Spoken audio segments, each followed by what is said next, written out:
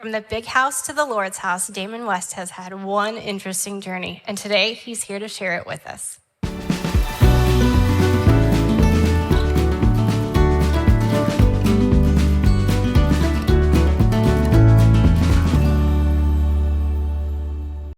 Hey everybody, we have a live audience tonight. So I'm going to say welcome to the Shieldmaidens podcast.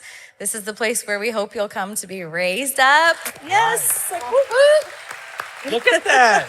I know. Now, That's your audience. That's incredible. We have a really awesome group of people with us. If you're watching this at a later date, we are with a live audience. You missed out, sorry. Yeah, you missed out. Maybe next time. Our podcast is the place where we hope you'll come to be raised up to be a warrior for Christ, while also learning how to fight back against the enemy. And the whole time, we really just want to point you to Jesus. I'm Lindsay, if you didn't know. And I'm Riley. And we're your hosts, and we're so glad that you're here. We're really glad that you guys are actually here in person with us. Like, this is weird and awesome at the same time. So we're really grateful for that. Yeah. And for anyone watching on YouTube or listening, on the audio versions, like as usual, we'd love for you to subscribe or leave us a review. But this is a special episode for us. We have a guest like we always do, but we feel like this is extra special. We're celebrating our 1-year anniversary of the podcast and what God's done, and it's just been really cool to look back on the past year. And what are we going to do tonight? Do you want to tell the story of how this came about? Well, I can tell that first we need to thank some people. Okay, let's thank some people. Because tonight's episode is sponsored. Oh, yes. See, I'm forgetting. Never done that before, already. Yeah. Which is really fun. But we had 4 really incredible platinum sponsors that we needed to say thank you to. Yes. K&W Premier Heating and Air. They're a local business. We just happen to know the K and the W, and they're both awesome. She's amazing. She is. Well, Wayne's cool too, but Carrie's our favorite. Yes. She's the real boss, and we know that. She's poking her hands no up. lie. And then local father-son construction team, Guys White Construction. Thank you for being a part of tonight. And if you have any jobs, big or small, like they're building me a house in the future, they can handle it all. Awesome. Our next one was Expedition Elias. It's a travel agency that really specializes in like family Disney trips. Like, it's a really special person who runs this. I'm not allowed to say who it is. But she really hopes that families can spend time together. And she does an excellent job at planning everything you'd ever need for any sort of Disney trip. So you can always I travel a lot, and I'm in Orlando's airport about once a month. Is this person responsible for all the little kids that are in line at the airport? He is not. I don't know. Orlando's a fun airport, that's for sure. It's interesting. Yeah.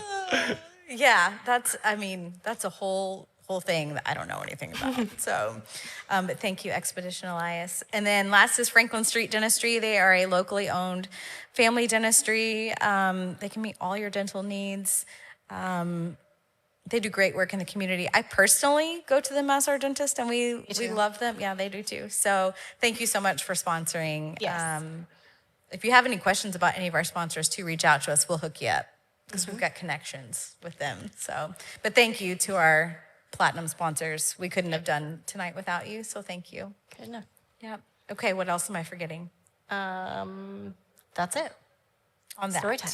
Story time. Yeah. Let's figure out how tonight actually happened, and then stories from this guy, because this is what we're here for. Yeah. So a few months ago, we started planning this event, what we wanted to do to celebrate our 1 year.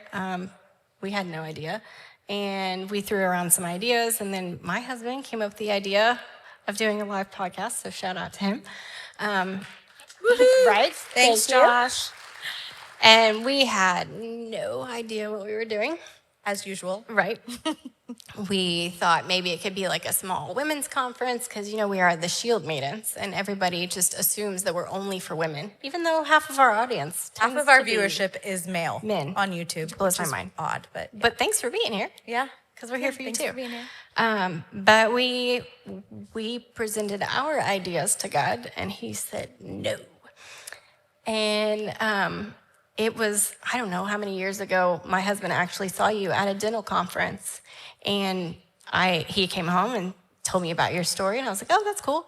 Then honestly never thought of it again until we started planning this, and God brought your name back up to my mind and would not let off of it. Wow. Yes. And This is the first time he's hearing this, I think. We kept telling him, like, oh, no, we want it to be a woman. And God told me I was being a disobedient child. Wow. Yep. That's crazy. And so we reached out, and you responded immediately. And then you literally responded every other... And immediately. Right. She was like on it. Yeah, You were on it, too. Yeah. Every other step that we've taken since we reached out to you has been easy. God has just pieced it together. Obviously, there's been a lot of work to do, but he has just made the load so light. So we knew it was supposed to be you. Wow, that blows my mind. And with all the stuff going on with the airports and the shutdown right now, he made the flights happen without any problem this morning, too, which is which is amazing. I started worrying about that this week for just a second, and then I said, no. He was so insistent that it had to be Damon. It's fine. He'll be here. Didn't have any issues, Wish you'd have texted that to me because I was a little nervous in Rochester's airport this morning. Sure. Like, this line is long. I don't know what's going on. Yeah, but no, that's amazing. Well, and that's like a theme for this presentation, this story tonight. Like when God decides he's going to do something, I mean, it gets done. You know, even if we're in the way, we get out of the way. Yeah, So, regardless of our plans sometimes, yeah. Good. Well, we didn't really introduce you on camera, I don't think. We did No, before we didn't. to our audience, but today we have Damon West with us for anyone watching on YouTube or listening in. And Damon, if you want to introduce yourself. Yeah. Because you have like an incredible resume, sort of. Yeah, I mean, usually when someone introduces me at an event where I go speak, they're like, Damon West, they'll talk about the books, 4-time, best-selling author, college professor, businessman. To fame with my kids is that you were on ESPN Game Day, maybe? Were you on ESPN Game Day? Yeah, ESPN did a little Game Day. I saw that on something of yours. I mean, I wasn't really on. I mean, they showed me on Game Day, but it wasn't like a story about me. So it's like, oh, well, still. but it's cool that I got thrown in the conversation. You did. I saw it somewhere, and so I listen. This guy's really cool. He was on ESPN. Yeah, I mean that's but I think more than anything, I mean, I'm a storyteller, and I believe human beings have always learned from storytellers. Lessons, morals, principles, entertainment, it's all come at the feet of very good storytellers. And in my life, I've become a very good storyteller because I have a lot of certain elements in my story that I know people love. Like people, we love good redemption stories, right? The comeback. We love rooting for. Well, here's the deal. When the underdog wins, we win. That's why we love those underdog stories, right? We love stories about sports. Sports is like the great uniter in this country. It's like, the ESPN Game Day. Yeah, exactly. So, I mean, sports is really a big thing. But I know for a fact what we really love is true crime and prison stories. Also true. Everybody loves them. And so USA Today did a story a couple years ago of me, and the name kind of stuck. They called it the modern day Shawshank Redemption, off the movie Shawshank Redemption. And in the story, the guy that wrote the story from USA Today, he's like, you're like a real life Andy Dufresne. You remember Andy Dufresne? The innocent guy that went to prison, right? And that's what I told him. I said, I get where you're going with this, because Andy was a guy that represented hope in the story, but Andy was innocent, and I'm guilty. I'm guilty of everything I got charged with. And so I said, that's the one big difference between Andy and I, is that he was innocent, I'm guilty. But God can do anything he wants with anybody at any time. And I believe that the story of what happened in my life is of how God shows that he's real. In fact, that's what God told me. When I walked out of prison in 2015, and we're going to bounce around the story a little bit, God told me, he said, you're going to work for me now. And as long as you work for me, you're going to have one of the most incredible lives possible. He said, it's how I show that I'm real. But the minute it becomes about you, you're coming back to prison, because you're just a vessel, and I can find another vessel. I'm like, let's get to work. Wow. Yeah, so it's one of those wild stories. And the anniversary of when I walked out of prison was November 16th, 2015. So almost exactly 10 years ago from the filming of this right here, like just a few weeks away. Of when you walked out of prison. When I walked out of prison, yeah. Wow. But I'm not free. Like, we're going to bounce around. Yeah. I've got a little more time left on parole. I made parole to get out of prison, and you're going to hear from the story how. But I got a little more time left on parole in Texas. I'm actually on parole until the year 2073. A few years. A little more time. Yeah. 48 more years. I just turned 50, so I'm halfway there. So I'm good. We'll get there. So it's good. I'm excited. He just had a birthday. We learned that. Yeah, I just had a birthday. So, but yeah, no, this story, I mean, like, it's a story about redemption, but it's a story about the power of messengers in life. I believe that the messengers in life can come to us from anywhere in life. Like, God can use any messenger to get through to you, right? In my story, you'll hear about all these different messengers, and some of the messengers don't look like me. They don't come from the same background as me. But that's why they're the messenger, right? They come with a message from a different place. But I think one of the biggest things in life is that we have to be receptive to all of God's messengers to get all of his messages. Because the minute you start shutting yourself off to other people because of their differences, you could miss the messenger that has the most important message. Wow. In my life, in my story, I guess a good place to start this is May 18th, 2009.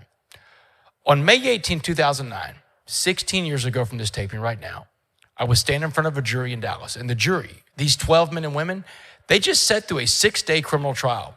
And the crime that I'm standing trial for is engaging organized criminal activity. It's a RICO case. And I'm the ringleader of the entire ring. What it was a bunch of meth addicts breaking into houses all over Dallas. I was the ringleader of all the meth addicts because I was a meth addict at the time. And the jury, for a whole week, heard the story of Damon West, this guy that grew up in this 2-parent home in Port Arthur, Texas, where God was at the center of everything. My mom had us in church every Sunday. She's got prayer plaques and crosses all over the wall. You know, she's one of those moms that's really involved. Good student growing up, but a great athlete, blessed with a cannon for a right arm. And back in Texas, we got this little thing you may have heard about called high school football. Yeah, little thing in Texas. Yeah. Friday Night Lights. Y'all, I grew up under the Friday Night Lights of Texas, and they're real. They're intoxicating. You know, I was a 3-year starting quarterback for a 5A school, scholarship to play football at the University of North Texas, Division I college football. And by the time I'm 20, I'm the starting quarterback on a Division I team.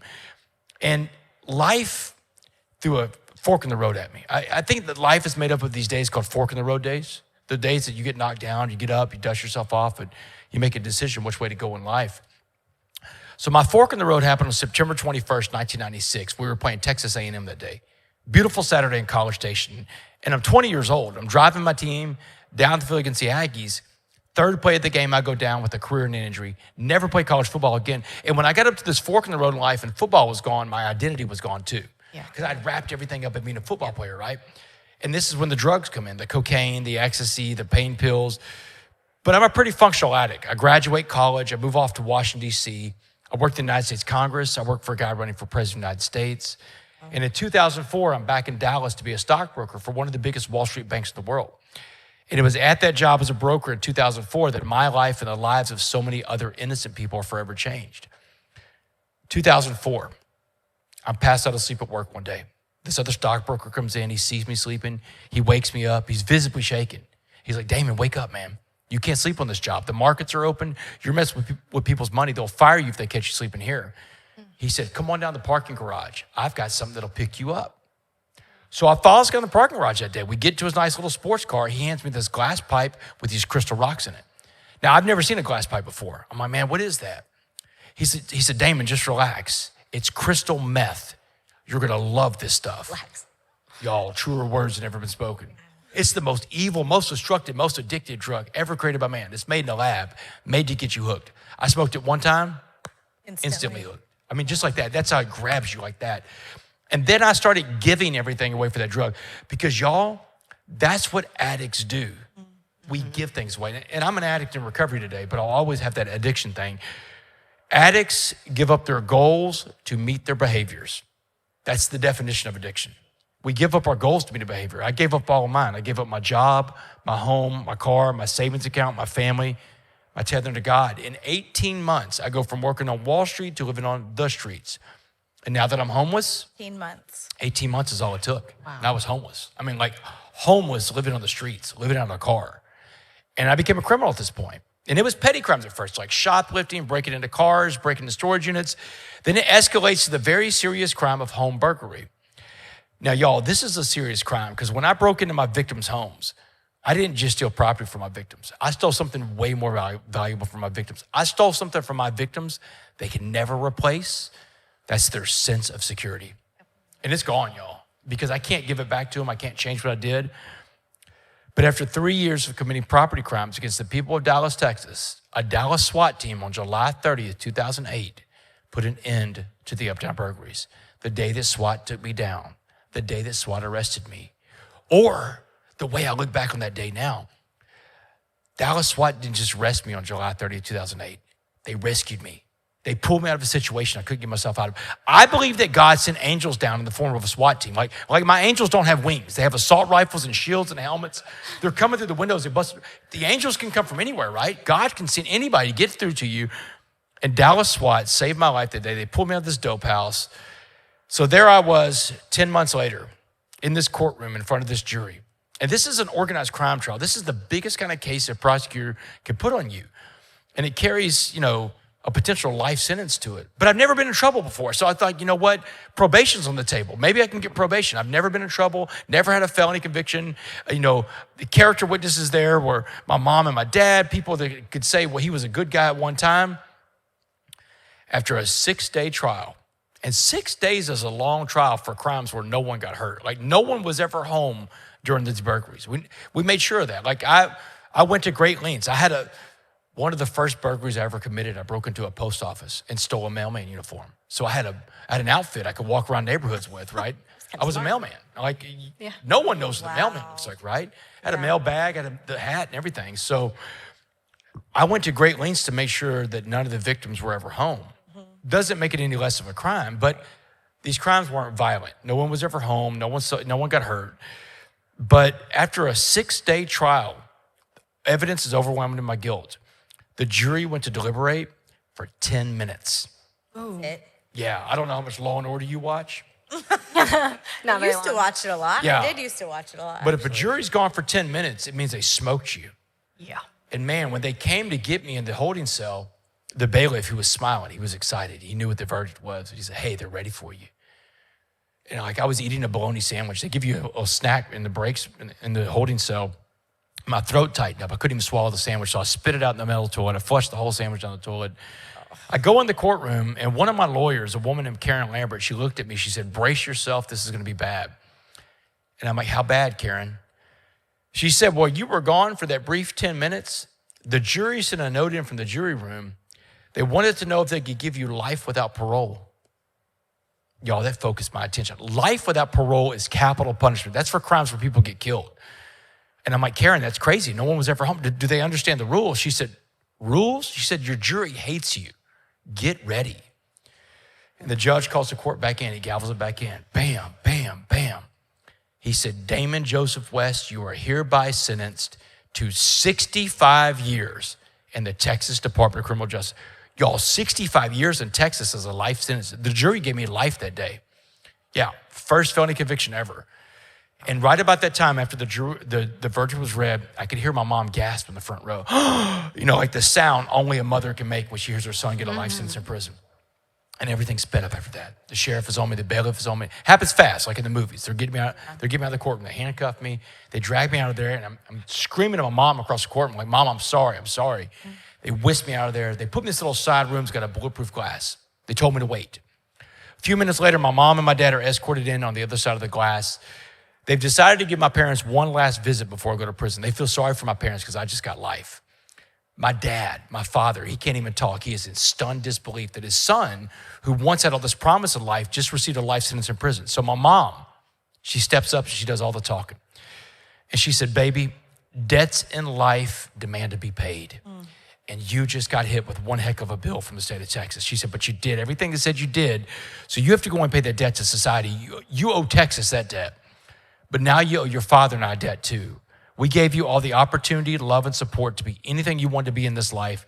And that's how you just repaid us? She said, that's not going to work. So here's the debt you're going to pay to us. When you go to prison, you will not get in one of these white hate groups, one of these Aryan Brotherhood type of gangs, because you're scared because you're the minority in there. She said, that's not going to work. You were never raised to be a racist. You're not starting that stuff now. She said, you will not get any tattoos while you're inside that prison. Oh. And that's why you don't see any ink on me. Like, y'all, I spent almost 10 years in a level 5 maximum security prison. Level 5 is as high as it gets in America. That's the highest security level there is. Most of my time in prison is spent living with lifers, the most dangerous part of prison. No ink and no tattoo. Let me tell you something. These guys in prison, they want to tattoo every inch of your body in the joint. These guys were relentless. They hit me up constantly. They were like, Wes, let me put a tattoo on you, man. And I tell them, a blank slate, right? I tell them the same thing every time. I'm like, dude, I can't do it, man. My mom said no. It's like the best I had. It's all I got, right? But listen, man, to the boys in the joint, they all gave me a pass on the tattoo thing because it came from my mother. Wow. Y'all, moms are special people. That's right. Let me put the professor hat on. And I say the professor hat because when I got out of prison 10 years ago, I went back to school. I got a master's degree in criminal justice, and I became a professor at the University of Houston. Get this, teaching a class called Prisons in America. Yeah. Like I'm the only professor on the planet to teach a prisons class who lived in prison. So that's cool. I'll put the professor hat on real quick. Little known fact about prison. The busiest visitation day of the year in prisons all over America, Mother's Day. Mother's Day. At every prison in America, on every Mother's Day, the line will be out the gate for the rest of time because you can't stop a mother from getting to her child. So the guys gave me a pass on the tattoo thing, but my mom didn't give me a pass. She said, Damon, no gangs, no tattoos. She said, you go to prison.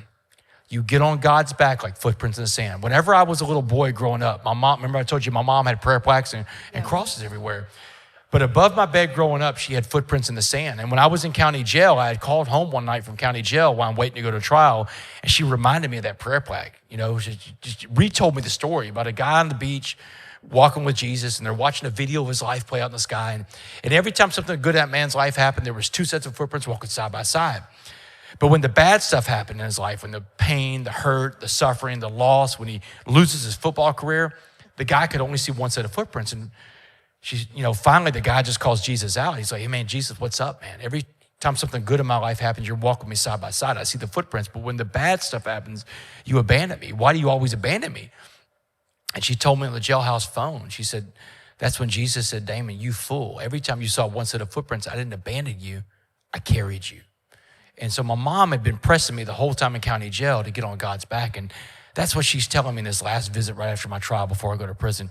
She said, Damon, you go to prison.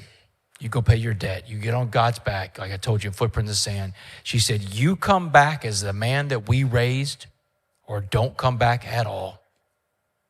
This was mama's advice. Like after your sentence? This is right after I get sentenced to life in prison. You're a strong mama. I've asked my I could do mom that. since then. I do have a strong mom. And, in the story, like my dad died a couple years ago, colon cancer. But whenever he died, he told me you got to take care of your mom. And so I finally realized what it was my dad meant. Like my mom was lonely after my dad died 2 years ago. So my wife and I built her a house right next door to ours on our property. So I got my mom now. So I take care of my mom. But my mom, I asked her recently, like a few months back, what came to you that day? You're like, I'm just got sentenced to life in prison. You're telling me. I don't even know if I could talk. Yeah. My mom was a nurse. So you're a nurse. And so there's a lot of nurses. My wife's a nurse practitioner. My grandmother was a nurse. Her mom was a nurse. So, but my mom said, Damon, all I can see, she said that she views everything through the lens of nursing. And she said, what I saw was my son bleeding out on a gurney.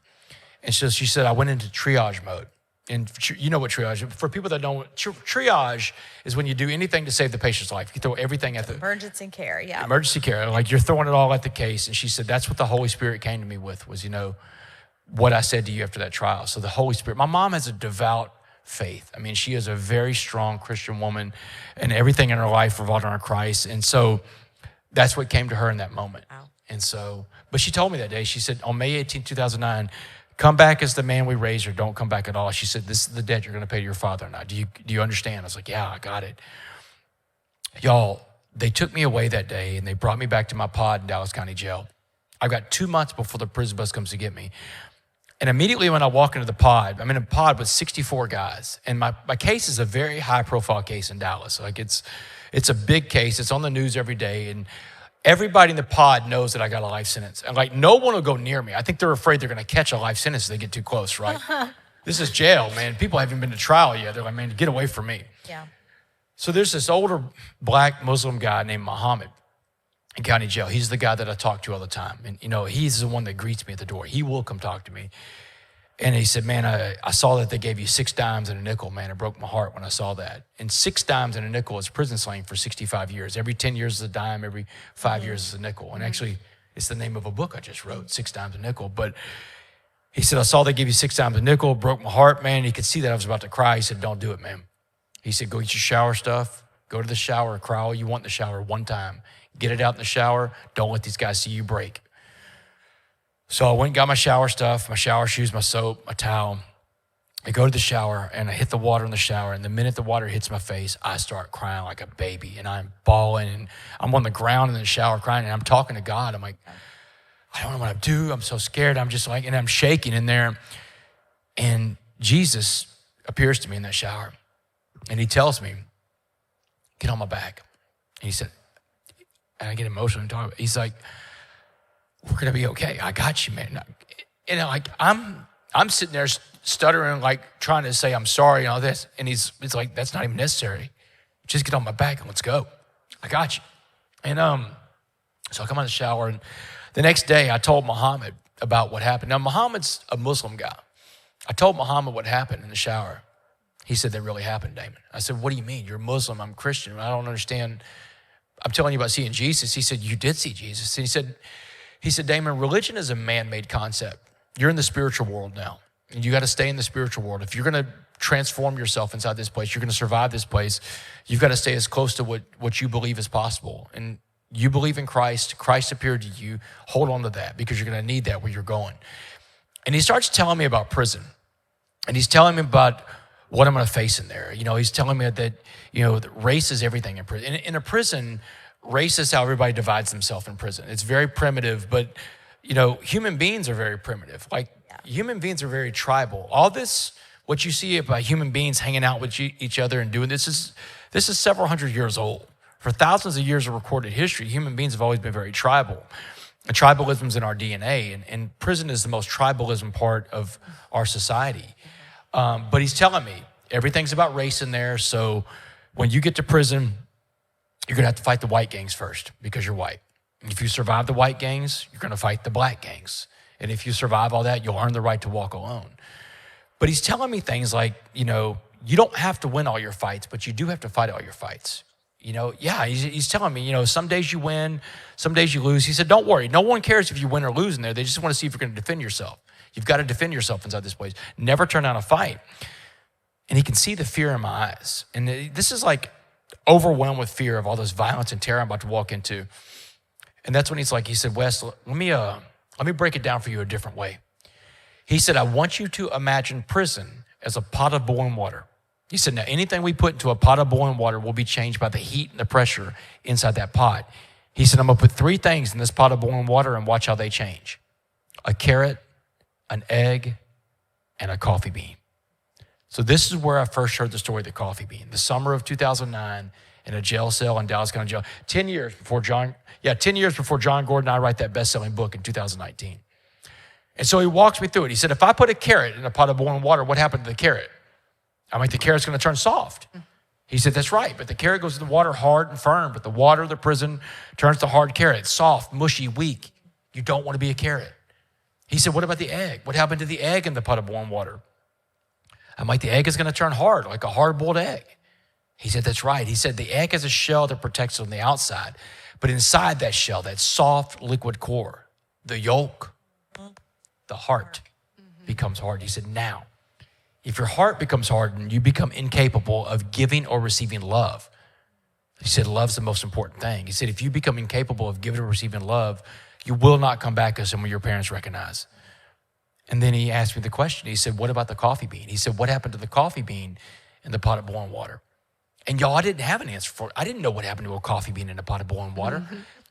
And that's when Muhammad, again, a man who looks nothing like me, a man who doesn't come from the same America that I come from, a man who doesn't believe what I believe to be true in life, a black Muslim man from the streets of Dallas encounters me, this white middle-class Christian from a little town called Port Arthur, and shares with me one of the most important and transformational messages I've ever received. He's the messenger. He said, if I put a coffee bean in that same pot of boiling water we call prison, he said, now you got to change the name of the water to coffee. Because he said the coffee bean, the smallest of the 3 things, small like you, has the power to change the entire atmosphere inside that pot because the power's inside the coffee bean. He said, just like the power's inside of you. And he said, everything else in life is going to be changed by the waters of life. Carrots are changed by the water, eggs are changed by the water, but not a coffee bean. He said, the coffee bean's the only thing that changed the water because it's the change agent. And The last words he ever said to me before the prison bus came to get me in the summer 2009, he said, "Hey, West, be a coffee bean." So that was it. That was the 4 words that started this whole transformation. Yeah, be a coffee bean. That was the 4 words that changed my life. That's incredible. Yeah. I love it that, I guess I've just never thought about that instead of the coffee bean being changed, it's what changes everything else around us, which is what we're called to do. And the coffee bean, if you really think about it, it's the power of Christ inside you, you know? Yeah. That's what the coffee bean really is. And think about this, y'all. We're only like a quarter of the way through this story, but you've already seen God has sent a messenger to me that we have not a lot in common. And especially in that environment. That environment dictates that we don't even talk to each other. But I didn't approach him. He approached me. He found me. You want to hear something crazy? So, spoiler alert, years later, we're going to bounce around this story. Years later, after I got out of prison, it was one of the most important things in my life to find Muhammad, right? Because this guy, you're going to hear from the story how I used the coffee bean to not only change my life inside prison, but after prison. Like books have been written about this. The stories have been written about it. It's become a worldwide message because the book, The Coffee Bean, is in every language in the world. Chinese, Spanish, Arabic, French. It got a global publishing deal. It's massive. But when I got out of prison, it was one of my goals. I had to find this guy. But all I have is the name Muhammad to go on, right? So fast forward to 2015, 2016, I'm out of prison. I go back to Dallas County Jail. I said, I'm trying to find my friend Muhammad. And Dallas County Jail was really nice about this. They said, Mr. West, we can't find your friend with a Muslim name. We need a real name or birth date. When people convert to Islam, they get rid of their real name to take on a Muslim name. Kind of like Cassius Clay became Muhammad Ali, right? So I didn't have any kind of vital information to find him. So I had to hope that one day he found me. And 3 years ago, in 2022, I got a letter from an inmate in the Texas Department of Criminal Justice. Y'all, I get a lot of inmate mail. Like men and women all over the American prison system, they'll find me and they'll write me letters all the time because I am hope to them. I'm the dream to them. I'm the guy that showed that it can be done. And I love the letters and I love getting in touch with them back. But this letter I got from an inmate in Texas prison, it had no return address. It had one sentence. The one sentence said, find James Lynn Baker and you find Muhammad. What? Yes. Boom. Wow. Out of nowhere, this message comes, right? 7 years, I waited for this clue. 7 years after prison. Just 3 years ago that you got this? Just 3 years ago I got this. So 7 years, I waited for this clue. So 2022, I go to Dallas, I get with my lawyer, we get a private investigator. The first thing the PI finds is his criminal record. Matched everything he told me. In and out of prison his entire life. That's what he was telling me in county jail. Been in and out of prison, drugs, stuff like that. Had him in Dallas County Jail in 2009 when I was there. So I know it's my friend. All we have to do is find my friend's current address, right? But we never could find his current address because James Lynn Baker II, Muhammad, died of an opiate overdose in Dallas, Texas on May 9th, 2017. Muhammad's been dead a little over 8 years as this recording right here. Y'all, integrity is who you are when no one's watching you. Integrity is who you are when you can get away with the wrong thing, but you choose the right path anyway. And I told my lawyer that day, I said, listen, man, if he's dead, we need to go find his family. I need to tell his family what he did in my life, and I need to honor my friend because I owe my life to this guy. And man, my lawyer was like, what are you talking about? Lawyers are very risk-averse people. He's like, man, look what part of Dallas this guy came from, man. He said, we can't go there in the daytime. How are we going to find his family? I said, well, go find a brave PI. Let's go find his family. Y'all, he came from a dynamic family. Here's what I believe. Addiction touches everybody in this country. Whether you're the addict, the friend of an addict, the victim of an addict, the family member of an addict, the taxpayer. You're paying into an overburdened criminal justice system, has no idea how to handle addiction. Addiction touches all of us in this country. No one is immune from it. And addiction doesn't care who you are or where you come from because addiction doesn't discriminate at all. If it's got you, it's got you. So when we found his family, we found out he came from an incredible family. His little sister is a woman named Von Seal Baker. Von Seal Baker lives in Dallas right now. She's in her 70s. Von Seal Baker is the first Dallas Cowboy cheerleader ever. What? Yeah, 1972, the first woman to ever wear that uniform, right? So crazy. He has another little sister named Vanessa. She was also a Dallas Cowboy cheerleader in the 70s. How cool. And his mother was a woman named Bertha Baker. Bertha Baker was a nurse like you. And in 1948, Bertha Baker opened the first licensed black daycare in Dallas history. She was a pioneer of civil rights in Dallas. He came from a great family, y'all, really good family. Cool. So Wow. I had the private investigator find his sisters. He's got 3 living sisters, Visha, Vonsil, and Vanessa. So I called these ladies up one night 3 years ago. I told them the story about the time I met their brother in Dallas County Jail, the message he gave me, and what I was able to do that message both in prison and out of prison. And I told his sister, I said, listen, I don't know what your feelings are about your brother and the choice he made in life. But they told me what their feelings are. They said, Mr. West, you know, the guy you're talking about is not the man we knew. The man we knew was a drug addict. He would get out of prison. He would come live with one of us. He'd steal from us. And then he'd go back to prison again around drugs. That was the guy we knew. The guy you met sober in Dallas County Jail was not the guy we knew. Our brother was not, you know, a guy worthy of anything. And I told him, I said, listen, I believe in second chances. I believe in redemption stories because I am one. And I believe that he didn't just give me the story of the coffee bean so I could become a redeemed man. Because by every metric, y'all, I'm a redeemed man. I'm a husband. I'm a stepfather. I'm sober. I'm a philanthropist. I'm a businessman. All these things. I'm a good son again. I'm a good citizen. I told him, I'm a redeemed man because he helped redeem me. But I don't think he gave me the coffee bean just so I could redeem myself. I said, I really think he gave me the coffee bean so I could come back and redeem him. I said, that's what we're going to do. And I don't know what the value is that you can put on change the memory of a human being in a family's life. But they said, all right, what do you want to know? Because I said I had questions. First question I had is, who told him the story of the coffee bean? And they believed it was their grandmother because their grandmother always spoke in parables and stuff like that. Just this old wise lady, right? The next question I had was he raised around white people? And it was Visha, one of the sisters, that said, why would you ask that question? And I told her the dynamic, man. He meets me in a jail. I mean, race is everything. Yeah. He's black, I'm white, he's older, I'm younger, he's Muslim, I'm Christian. We have no business talking to each other, but he approached me. Here's what they told me. Their mother that had that boarding house, the mother that started the first licensed black daycare, she also had a boarding house in a poor part of Dallas. And the boarding house was meant for poor black families to come live in as they got on their feet and gain employment. But there were also poor white families that she would allow to move in there too that couldn't afford to live in the poor white neighborhoods. So he grew up playing with white kids and he just grew up in a melting pot of a boarding house that his mom ran. And when he was 9 years old, I think they were Lutheran. The pastor of their church, the new pastor of the church, was a white man with a white family in an all-black church in South Dallas. The only integrated church in South Dallas. And other white families started joining that church. And the church became the only integrated church in South Dallas. So he grew up playing with kids that looked like me. He grew up worshiping around other kids that looked like me. I truly believe that in 1959, God was working on him to meet Damon West in 2009. That's what God can do, y'all. Yeah. Like, think about that. He's working on this guy 50 years. I've been alive for 50 years. I've just thought about that. Like, for 50 years, he worked on this guy for that moment where he's going to meet me. But it wasn't just so I could redeem myself. I had to come back and redeem him. And y'all, I told the sisters, I said, listen, let's start a scholarship in his name. We'll call it the James Lynn Baker II Be a Coffee Bean Scholarship. I said, I'll fund it. Every year for the rest of my life, I'll put $10,000 into a trust.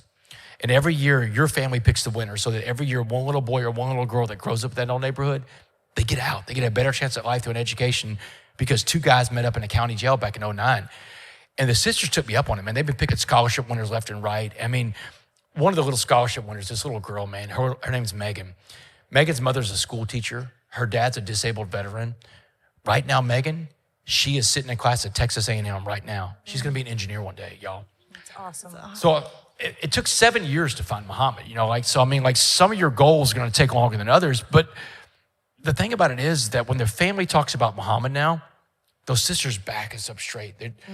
Let me tell you about my brother. My brother's a coffee bean guy. My brother's a coffee bean guy that saved Damon West. And now there's message all over the world. They have so much pride in their brother. And I know that when God does big things in our lives, when he does big stuff in our lives, it's not meant just for us to hold it and keep it. It's meant for us to share it and grow it, you know? Yeah. That's why God does stuff in our lives. When I was in prison, I got into a 12-step program recovery called AA. Okay. I don't speak for AA, but I mean, that's the program recovery I work. And we have all these little quirky sayings in there. And one of them is, you got to give it away to keep it. You think about that in life. That's one of the most fundamental things about being a Christian, you know. You go out and you serve other people. And that's really what life is about, servant leadership, helping other people reach their goals in life. Wow. I love the ripple effects. We talk about that a lot. Just one little step of him coming to talk to you changes your life. You going to find the sisters changes their lives, changes the lives of other people's with the scholarships and on down the line. On down the line. It's amazing. Yeah. Thank you for sharing that. But that's the thing. That's the showing up everyday thing that God's talking about when I get out of prison that day and he talks to me in the prison parking lot. You're going to work for me now, you know? And that means whenever I call you, you show up. Imagine if I told God, man, I don't know, I'm tired today. Well, I'll put you in a place where you can sleep all you want, right? Got 3 hots and a cot in this place, you know? So Right. I don't ever not show up for that job, man. Yeah. I'm on call all the time. You know, when I was in prison, I had a spiritual awakening in prison. Okay. And I think that's what's the most important component for someone to have. I don't believe human beings are capable on their own of realizing the kind of changes that have happened in my life without a spiritual component. You have to have a spiritual component. And the reason why is that there's so many things in life you cannot control. We'll get into that in a little bit about what you can and can't control. But when I was in prison, I had this spiritual awakening. I turned my life over to Christ. I learned how to pray. Addiction is the most selfish thing in the world, y'all, because addicts, we want what we want when we want it, and we'll do anything we have to get it. I stole from people to get my high. But being in recovery from addiction is selfless. Addiction is selfish. So I need Christ to help every day to get in that mode of thinking, so I don't slide back into that selfish mode. And I came up with this prayer in 2011 when I got into recovery, and I've been saying it every single day. I said it this morning when I woke up in Rochester. I get up in the morning and say, hey, Christ, put in front of me what you need me to do today for you, and let me recognize that when I see it, because I don't want to miss whatever that is. Amen.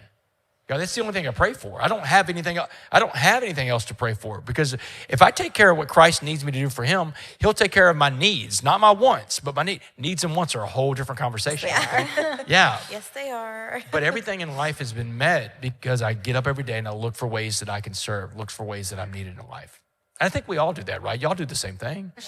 Right. And it's easy to get caught up in your own life, you know, like, and it's very easy to get caught up in your own life and not think about others. But you're right. If we're focusing on him and what he asks us to do, that's really takes care of everything. That's why y'all started the podcast. I heard, Yes, I've listened to your is. podcast, and Yeah. that's why y'all started the podcast, so other people could come and find Christ and find through this podcast. And you're answering the call. Trying. Yes. We're trying. Yeah. Okay, so Muhammad tells you to be a coffee bean, and we know that you get out of prison. What happened in between? How did you Ooh, I love it. She's right change back. the Listen. water? I know, she's like, come back. Yeah. Like, How did you change She's the the water in the adult prison? right here. Like, she is the adult. We're just like two we're kids both- talking. I'm like, She's like, I all think- right. He's like, I have Focus. ADHD. I'm like, I do She too. I'm knows not I'm diagnosed, ADHD. but I'm like, two ADHD people. Look, squirrel. Yeah, So- exactly. Yeah. Riley's like, let's rein it back in. Are y'all No, able to I follow wanna the know. story I so wanna know far? how Me going back and forth. All right, Okay. good deal. My storytelling skills are on. So, right. All right. So, good question. All right. So, the prison bus comes to get me in 2009, and you know, prison buses are awful. It's horrible. And Texas is very hot. It's August of 2009 when the prison bus comes to get me. Prison buses are you go on this bus. It looks like a school bus on the outside, but on the inside it's a cage. There's bus seats in there, and you've got 2 inmates in each bus seat. They're chained up to each other, so you're handcuffed to another human being.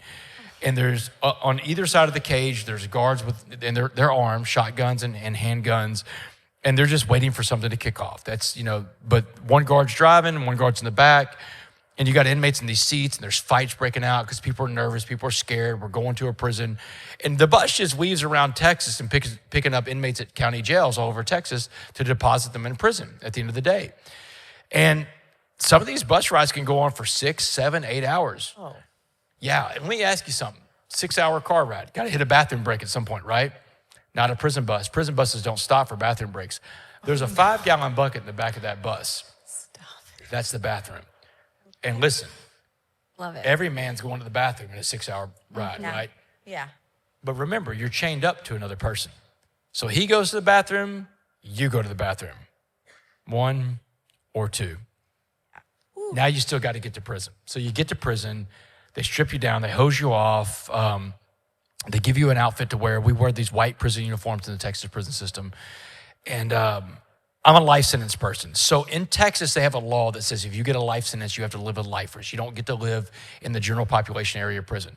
The life sentence building is the most dangerous part of prison there is because there is no hope on the life sentence building. On the Mark Stiles unit in Beaumont, Texas, which Stiles is one of the toughest prisons in Texas, is actually one of the toughest prisons in America. And remember, I'm a professor of prisons. I know about tough prisons. Stiles is as hard as it gets. It's a level 5 maximum security prison in Beaumont. There are 3,000 men on the Mark Stiles unit. The life sentence people, they live on 7 buildings. 7 building has 432 men. Every man's got life. 95% will never go home again. It's the most hopeless and dangerous place on earth. I mean, it's so, because there's no hope in there, you know? Yeah. Everybody needs hope. Y'all ever seen the movie Shawshank Redemption? Yeah, a long time ago. Shawshank was about hope, right? I didn't understand Shawshank until I got out of prison, and I'm watching it with my dad. My dad recorded all these prison movies, but when I got out of prison, y'all,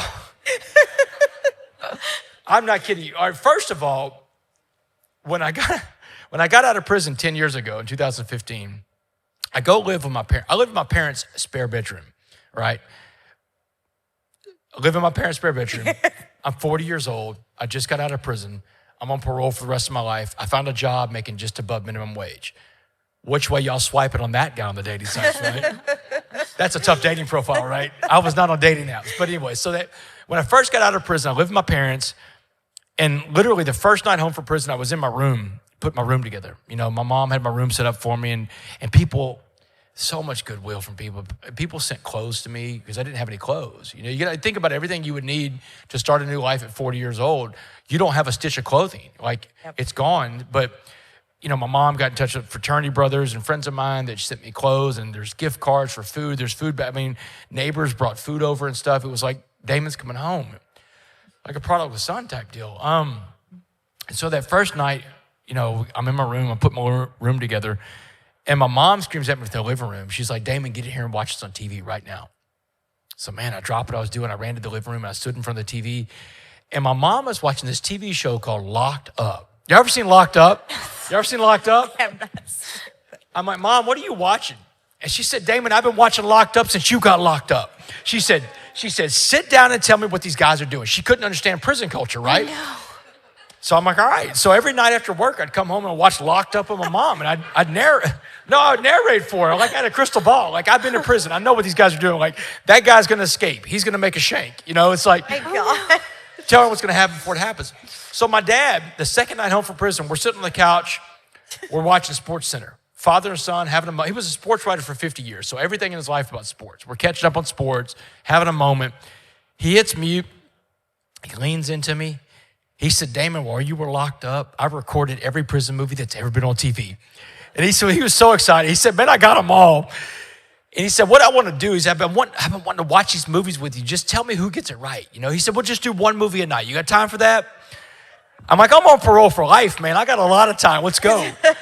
So that first night, we watched his favorite prison movie, Cool Hand Luke. And then we watched every movie that's ever been made about prison. And he got them all, so I've seen them all. So I'll tell you, I mean, like, the one movie that got it right above all the other movies, Shawshank Redemption. Really? That was the one. And I'll tell you why. So when I first saw Shawshank back in 1994, I was this arrogant, cocky college freshman quarterback.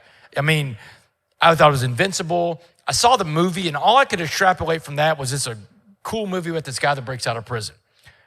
30 years later, when I'm sitting on the couch with my dad in 2015, and I'm watching Shawshank for the first time as a free man that had just been through prison, I saw it through a whole different lens. And that's the neat thing about books and movies and stuff like that. You can watch it years later or read it years later, and it means something totally different to you because position determines perspective. Where you've been in life determines the world you see. Mm-hmm. So I'm watching Shawshank, and I realized that Shawshank Redemption was about hope. And Andy represented hope. But the movie wasn't about it. Andy Dufresne, the innocent guy. You remember Andy Dufresne, right? The innocent guy goes to prison. For 19 years, this guy tunneled through a wall. He swam through 500 yards of sewage to get to his freedom. But Andy didn't need redeeming. Andy needed escaping. Mm-hmm. The redemption part of the title was about the redemption of the character named Red, Morgan Freeman's character. Here's why.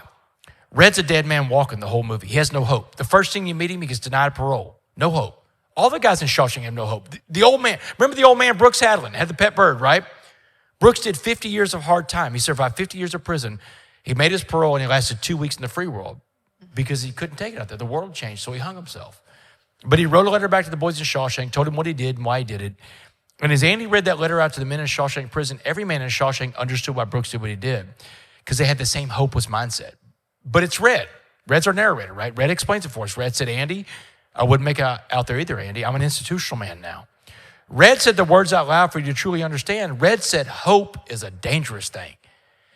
Now, if you live in a world where you believe that lie, that hope, the thing you must have is dangerous to you, you're in a bad place. Yeah.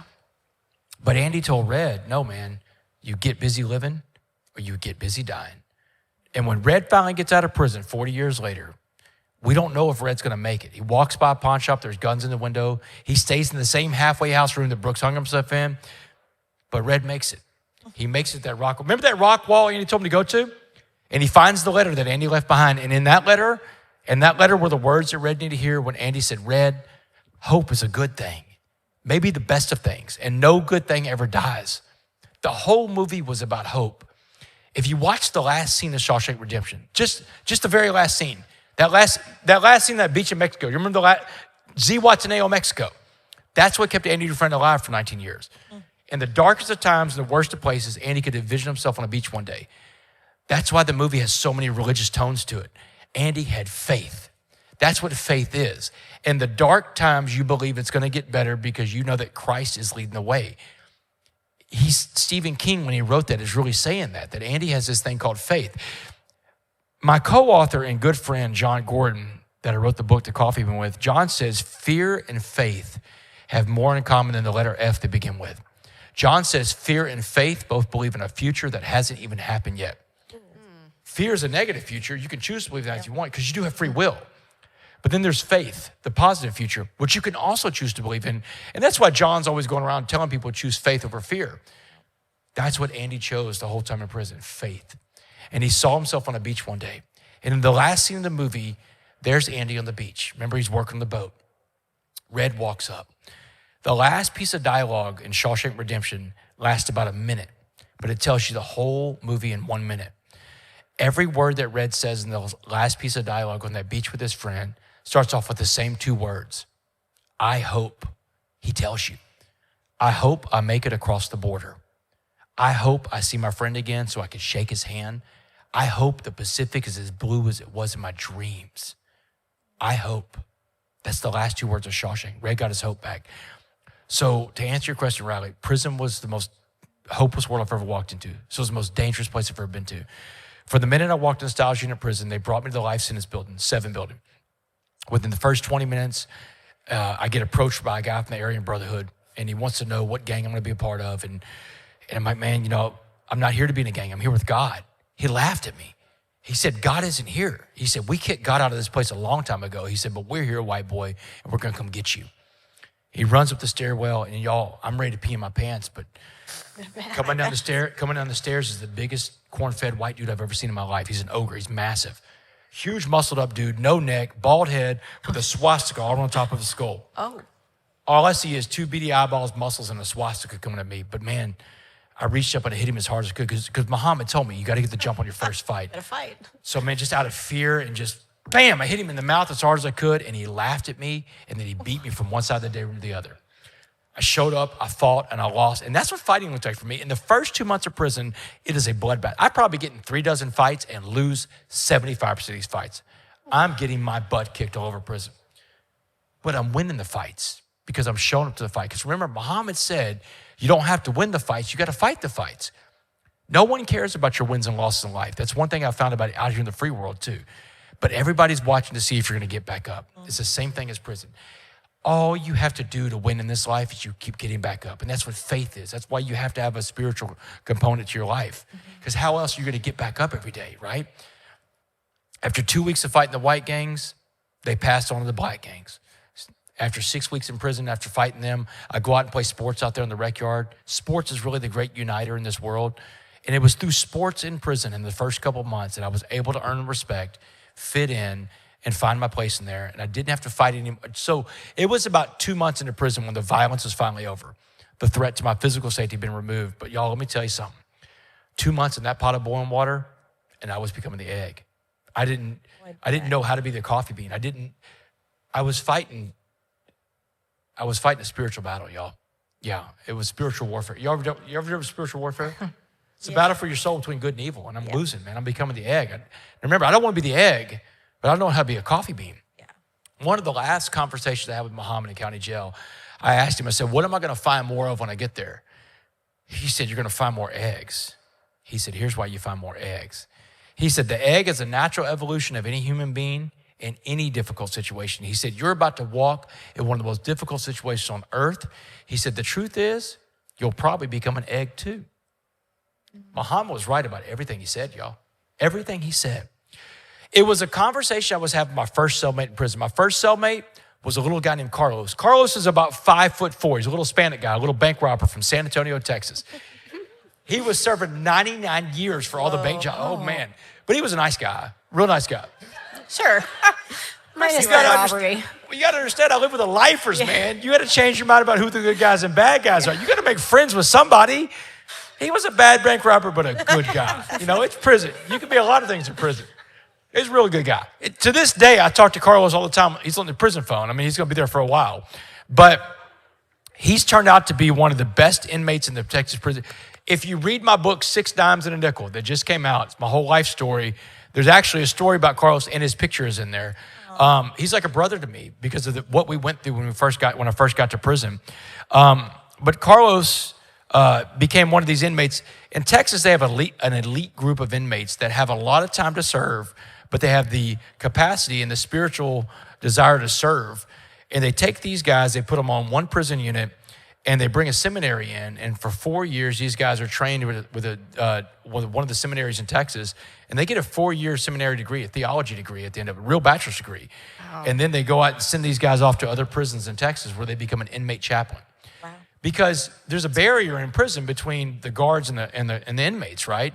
No matter, a chaplain is still a guard because he carries mace and handcuffs and everything. So Texas figured out that if we could make one of these inmates into a chaplain, we could break down a barrier and probably bring more peace to the prison and more conversions happen in there. So that's what Carlos's job in there is, to keep the peace and convert people while he's in there. So that's his job today. But this is back in 2010. We're in a cell. This is after all the fighting's over with, but my heart's hardened at this point. I'd recently been down to the chapel, and I talked to the little volunteer chaplain lady named Ms. D. Ms. D, she's probably in her 80s at the time. She's since passed away, but she's like 4'8", a little bitty lady with a cane, like Yoda, about the size of Yoda. And she would hit you with a cane like Yoda. So, but I was in there struggling, and I told Ms. D that I was struggling, and she, I even told her I was thinking about killing myself in the first couple months. And she said, Mr. West, you can't kill yourself. You can't give up on God. And the minute she mentioned God, I got so mad. I'm like, what do you mean God? How does God create a place so wicked and evil and sinister as this prison? And she said, she was just real calm. She said, you think you're the first person to get mad at God? She said, the Bible's full of people that got angry with God, but they all come back to God because they learn what the secret to faith is. I was like, Ms. D, what's the secret to faith? She said, if you're going to pray, don't worry. But if you're going to worry, don't pray. She said, you can't do his job and your job. She said, you're either going to let God drive the car or you're going to drive the car. But the last time you drove it, you parked it in a prison. Choose who gets those keys and choose wisely. She's a tough old lady. I mean, she has to be. She's in a prison, right? Yeah. So I'm telling Carlos one night, man, I'm struggling, man. I don't know if I'm going to make it. I don't know if I can become a coffee bean. He's like, what's a coffee bean? So there I was. I had to tell him the story. So I told him the story of the coffee bean, like Muhammad told it to me. And man, Carlos, not only did he understand it immediately, he fixed my problem for me. He said, you can't be a coffee bean because the way you think. He said, your problem is you think this whole prison thing is a punishment when you should be thinking prison is your opportunity. Man, that took me back. No one on the Life Sentence building said words like that. No one talked like that because it's the most hopeless place in the world, right? And I'm like, what do you mean opportunity? This is prison, man. He said, this is your opportunity, man. You can work on yourself 24 hours a day, 7 days a week. You could become the best version of yourself possible while you're here. And it lights out that night when the guard got done counting our cell. He peeked his head down from the top bunk. He said, hey, West, what are you prepared to do tomorrow with your opportunity. This little dude refused to call prison a punishment, and Christ stuck him in a cell with me. Wow. Proof that in life, right, the messengers can be anybody in life. A black Muslim man in county jail, a Hispanic bank robber serving life in my cell, a formerly incarcerated man from Texas on parole for the rest of his life. God can use any messenger to get through to you, but will you be receptive to all his messengers to get all the messages? The next day I wake up, everything changed. I got up with a smile on my face, my feet at the cold concrete floor of the prison cell. I look up at the ceiling, I'm like, all right, Christ, thanks for this opportunity. You know, I didn't believe it. I wasn't fully bought in the first day. Right. But that's when the change started to happen, when I fully started getting on Christ's back, because I was still trying to do my way. As human beings, we want to do it our way, right? I can fix this, and especially a man, you know, I can fix this, I can do it, but we got to let go of those things. I learned a lot about letting go. So I started going to these AA meetings, and all these recovery meetings start off with this beautiful prayer called the Serenity Prayer. Y'all ever heard the Serenity Prayer? It's a beautiful, God grant me the serenity to accept the things I cannot change, the courage to change the things I can, and the wisdom to know the difference. So I go to this AA meeting one Wednesday morning at the chapel. It's called the Chapel of Hope. And the guy from the free world that brings the meeting in, his name is Ray. And Ray's in the book too. I put all these characters in there. So Ray is the guy that brings the meeting in from the free world. And so he said, hey, Damon, today we're going to diagram the Serenity Prayer. And he had a chalkboard behind him. So he draws a line from one side of the chalkboard to the other. He said, that line represents God's line, but God's line is bigger than a chalkboard. It's infinitely long, right? One horizon of the universe to the next. He said, you can't fathom how big his line is. He said the first part of the prayer, God, grant me the serenity to accept the things I cannot change. He said, the things you cannot change are on God's line. And every time you try to touch something on God's line, you hurt yourself and you hurt other people because you're not God, and God doesn't need your help doing his job. He said, you stay off of God's line because you got your own line to worry about. And he erased a little inch out of that God line. And he held his fingers up an inch apart for the entire chapel to see. He said, if God's line's infinitely long, that's your little bitty line right there, 1 inch. He said that little 1 inch line is called humility, because he said humility is being right-sized. And when we are right-sized, we can be useful to other people again. He said the second part of the prayer, the courage to change the things I can. He said the things you can change are on your little 1 inch line. And there's 4 things you can change in your life every day. These are the 4 things God gives you to work on your life. The 4 things you can control in life. What you think, what you say, what you feel, and what you do. What you think, what you say, what you feel, and what you do. He said, Damon, if it's not one of those 4 things, you have zero control over it. The world goes on around you. He said, you can't control the world around you, but you can control the world inside you. He said the last part of the prayer was the most important part of the prayer. The wisdom to know the difference between that big line and your little line. Yo, I can't tell you how many times a day right now in my life, I'll come up to decisions. I did it today. You come up to a decision and you ask yourself, hey, is that on your line? Damon, is that on your line? And a lot of times the answer is no.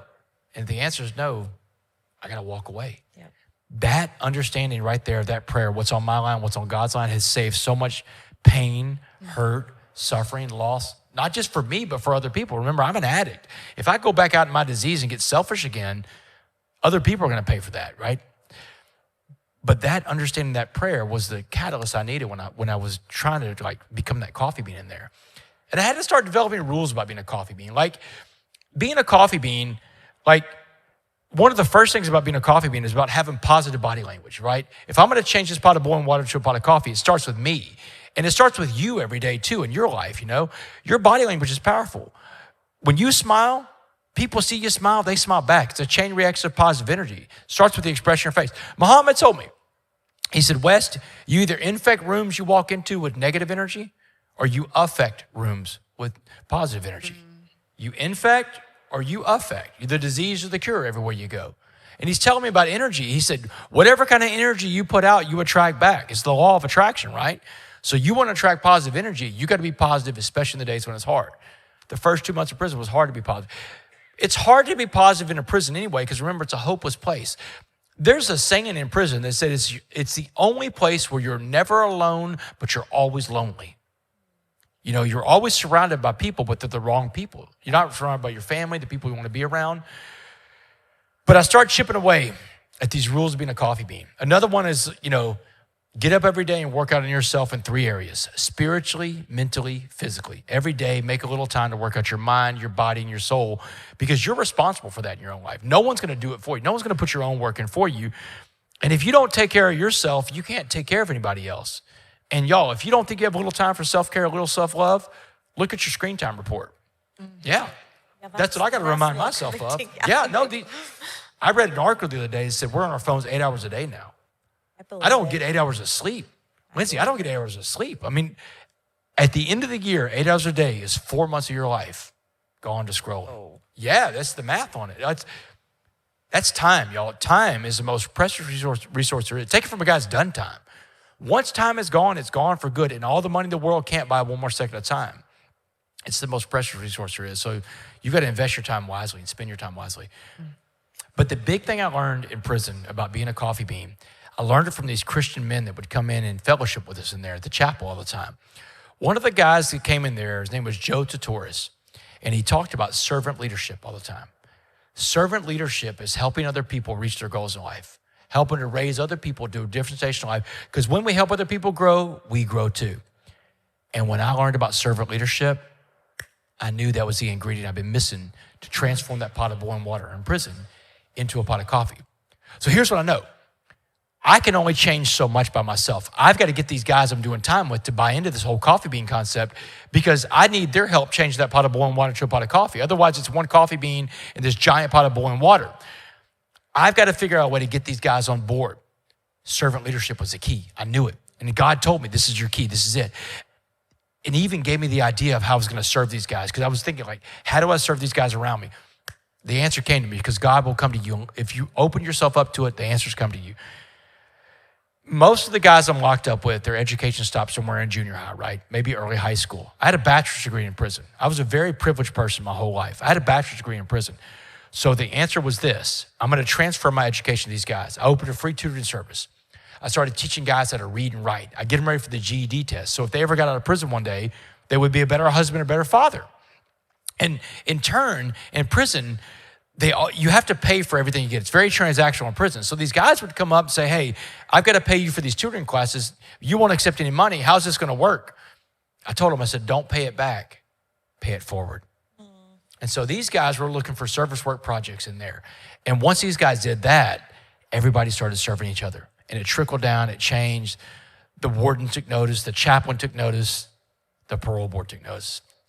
So 2015, fast forward to 2015, I work in the chapel. I'm a chapel clerk. I've done it. Riley, I've turned it around. I became a model inmate. I became a coffee bean. And the chaplain came in that day in 2015, Chaplain Vance. He came to work that day. He said, West, security's looking for you. They just called your name over the radio. The parole board is here to see you. Parole is the dream of every man and woman in prison. It's your only way out of this place, y'all. And I know I'm up for parole, but look, I don't think I'm going to make the first parole. And I'm up for parole so soon at 7 years because my crimes were non-aggravated. I never hurt anybody. So nonviolent criminals have access to early parole. Violent criminals, you're there forever pretty much. You got to do 30 years before you see parole. Oh, wow. 30 calendar years. I got to do 7. So he said, the parole board's here to see you, man. They're waiting to interview you right now. My stomach dropped, and I just said a little prayer. I'm like, all right, God, you got this. I'm going to go in. I'm going to take care of my part. My part is I can control what I say, what I think, what I do, what I feel. You got the rest. So I go into this meeting. The lady from parole she said, have a seat, sit down. It's just one lady in there. She's got my criminal file. It's about this thick. She's flipping through the pages of my file for about 20 seconds. And then she slammed the file shut. She pushed it away. And I'm trying to read this lady's body language, but she's giving nothing away, but she pushed my file away. She said, Mr. West, I came here today to ask you one question for parole hearing. She said, this is a one-question test. The answer to my question determines whether or not you're going to go home or you're going to stay in prison, but the answer to my question is not in the file about the guy that I'm reading about who committed all those crimes in Dallas all those years ago. She said, we don't see people like you in the criminal justice system. Because you had it all. You had every advantage, every privilege. You had every opportunity over everybody your entire life. She said, you're the definition of a privileged person in America. And you heard my story. She got it right. She read it all. Man, she got it right. She said, but you blew it all. You threw it all away. You became a drug addict. You became a criminal. You became a thief. A jury in Dallas gave you life in prison for the things you did. But instead of letting your life sentence define you, you changed yourself inside this prison, Mr. West. She said, there is no doubt about the changes that you made to yourself. But what got our attention, the reason why we're here today, is you didn't just change yourself inside this prison. You changed the entire prison around you. She said, one man changed our toughest prison. So my question for you is this, Mr. West, and think very hard about this answer because your life depends on it. She said, if you could be remembered for being anything in life, anything at all, she said, tell me what that one thing would be, but give it to me in just one word. Go. I didn't have to think about that word. I knew my word. And I fired her answer back at her and I said, useful. Remember the serenity prayer? Useful. Yeah. My line. What's on my line? That's the answer that came to me. I said, useful. I said, ma'am, I just want to be useful. Because, don't we all want to be useful? Doesn't every human being want to have value? Y'all, I've lived in a level 5 maximum security prison. I've lived out here in the free world. I've seen everything in between. And every single human being I've ever encountered in there and out here wants the same two things out of life. We want to belong and we want to be loved. And when those two things are met, the human spirit is capable of just about anything. And that's what I told that lady today. I said, ma'am, I just want to be useful again. And I can be useful inside this prison, or I could be useful in the free world again. And on November 16th, 2015, the prayers were answered. They let me walk out of a maximum security prison that day, almost 10 years ago today. But again, I'm not a free man. I got a little more time left on parole. I'm on parole till 2073. So, but I'm not in prison anymore. Like, this is an incredible life. Yeah. Wow. So, I walked out of prison that day. Yeah. Definitely. Yeah. God is good. And so that day is whenever I walk out and God tells me on the way out the gate. The gate opens up, the guard tells you to take 2 steps forward, the gate closed behind you, you're standing in the world, you're a free man again. I found my parents in the parking lot, I ran to them, and about 3 steps in, I stopped because God says, hey, stop, Damon.